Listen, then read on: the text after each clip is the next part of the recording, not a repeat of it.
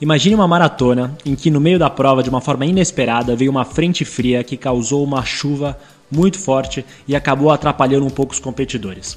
Aí ao fim da prova, imagine um grupo de repórteres que chega e começa a entrevistar os competidores, tentando entender quais são os principais desafios que eles enfrentaram. E aí ao entrevistar o 10º colocado, o 10º colocado responde que a chuva foi super inesperada, que ele não tinha treinado para isso e justamente por isso que a 10ª colocação dele aconteceu, porque ele não soube lidar com a chuva. A chuva foi algo que atrapalhou muito. Mas ao entrevistar o primeiro colocado, o que ele responde é: olha, o que foi mais difícil foi lidar com a minha própria mente reclamando da chuva.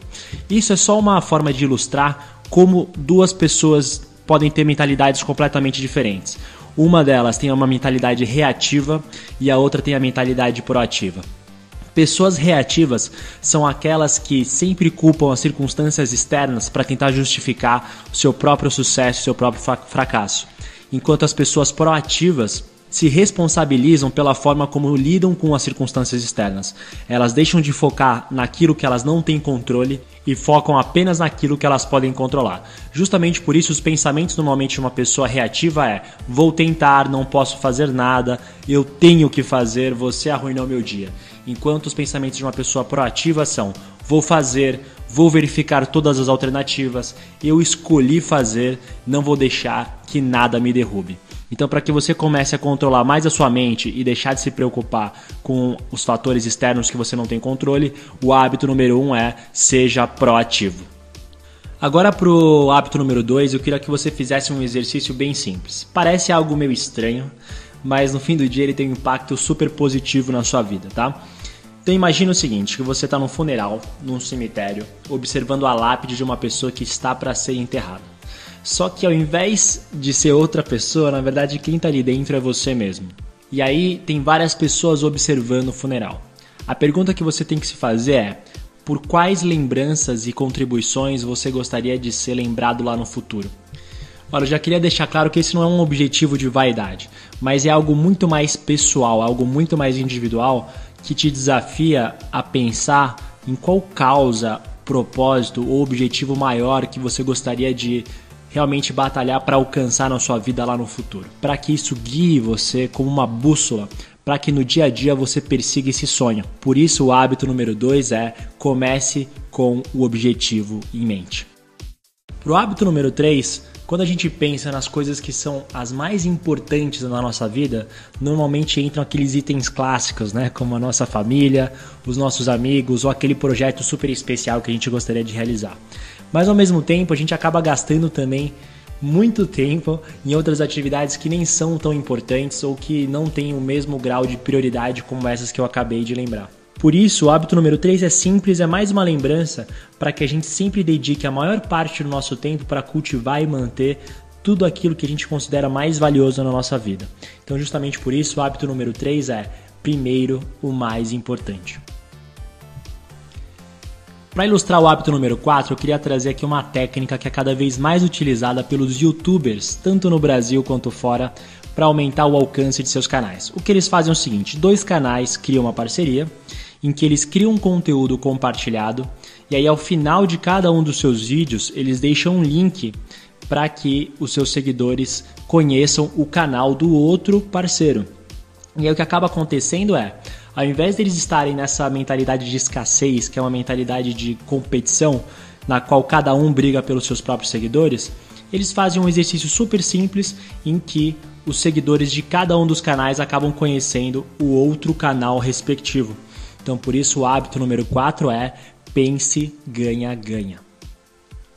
Agora para o hábito número 5, eu queria que você lembrasse das vezes que a área de telemarketing da sua operadora de celular te liga para te oferecer aquele super plano que você não tem o menor interesse. Normalmente eles te ligam, perguntam se você tem um minutinho, você diz que tem e eles vão lá e começam a vomitar um monte de informação. Às vezes falam 5 minutos seguidos sem nem respirar, repetindo um script que eles foram treinados.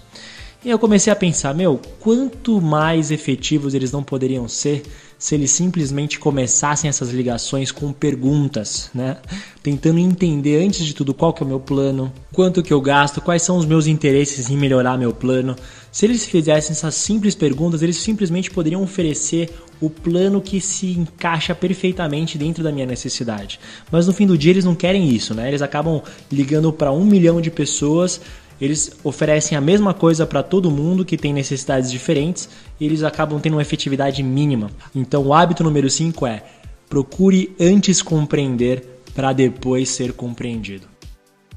Agora imagine uma casa em que a dona fez 3 hambúrgueres e deixou em cima da pia.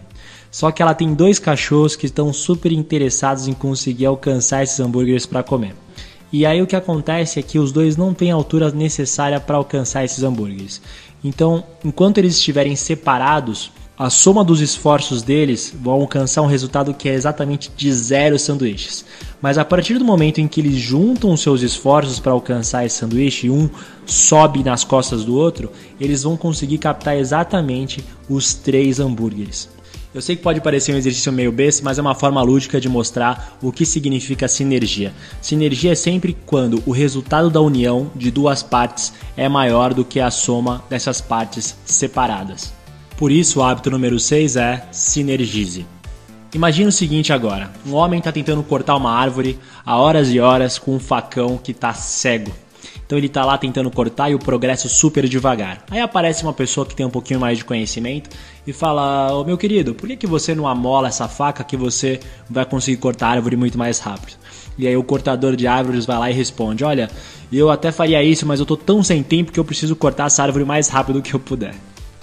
Então essa é só uma alusão para mostrar como que no dia a dia a gente acaba fazendo a mesma coisa. A gente está tão focado em obter o resultado que a gente acaba esquecendo do instrumento que justamente é o único que faz a gente trazer esse resultado em primeiro lugar. Então, por exemplo, o nosso corpo. O nosso corpo é o maior instrumento que possibilita a gente a conseguir trabalhar 40, 50 horas por semana por muitos anos. Só que se a partir de algum momento a gente deixa de cuidar do corpo, se alimentando mal, deixando de se exercitar, deixando de cuidar da nossa saúde mental, vai ter algum momento lá no futuro que o nosso corpo vai quebrar e vai deixar de produzir os mesmos resultados que a gente produzia no passado. E justamente por isso o 7º e último hábito é: afine o seu instrumento. E esses foram os 7 hábitos das pessoas altamente eficazes por Stephen Covey.